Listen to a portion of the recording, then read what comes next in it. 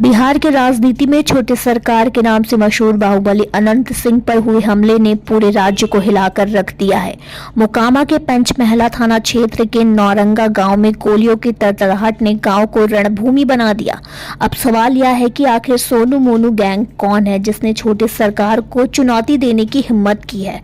बुधवार को अनंत सिंह और उनके समर्थकों पर जमकर फायरिंग हुई। जवाब में अनंत सिंह के लोगों ने भी गोलीबारी की। करीब 70 राउंड गोलियां चली, जिससे इलाके में दहशत फैल गई है।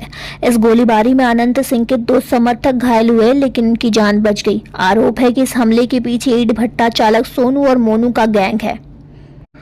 और अब इस घटना के बाद नौरंगा गांव को पुलिस छावनी में तब्दील कर दिया गया है। बताया जा रहा है कि मामला एक पंचायती विवाद का था, जिसमें अनंत सिंह ने अपने समर्थकों के साथ सोनू मोनू के घर पहुंचे थे। इसी दौरान दोनों पक्षों में कहासुनी हुई और फिर गोलियां चलने लगी।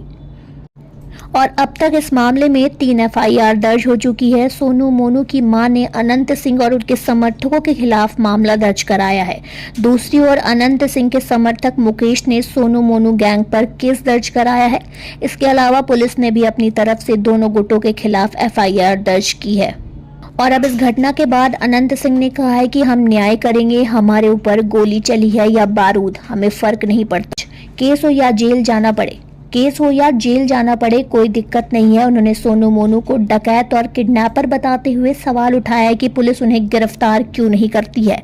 अनंत सिंह ने कहा कि लोग उनके पास न्याय के लिए आते हैं और इस वजह से कुछ लोग उनसे जलते हैं। साथ ही आपको बता दें कि पुलिस के मुताबिक सोनू और मोनू कभी अनंत सिंह के खास माने जाते थे। करीब 10-12 साल पहले ये दोनों अनंत सिंह के गैंग में शामिल थे और वहीं से अपराध की दुनिया में कदम रखा था। लेकिन जब अनंत सिंह जेल गए तो सोनू मोनू ने अपना अलग गैंग बना लिया। पहले ये दोनों छोटे मोटे अपराध करते थे, लेकिन पिछले साल अनंत सिंह की जेल से रिहाई के बाद से इनका संघर्ष तेज हो गया। अनंत सिंह की बढ़ती लोकप्रियता से डरकर सोनू मोनू ने अब उन्हें रास्ते से हटाने की कोशिश शुरू कर दी है।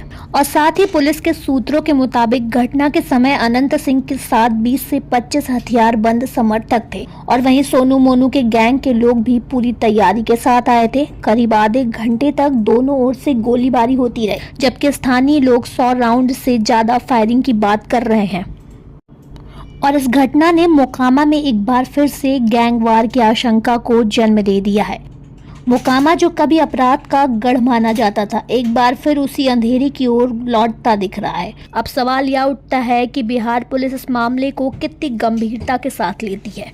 क्या सोनू मोनू गैंग को पुलिस के दायरे में लाया जाएगा या मोकामा फिर से अपराध का गड्ढा बन जाएगा? आने वाले दिनों में अगर इस मामले पे कुछ नहीं हुआ तो यह एक बड़ा रूप ले सकता है।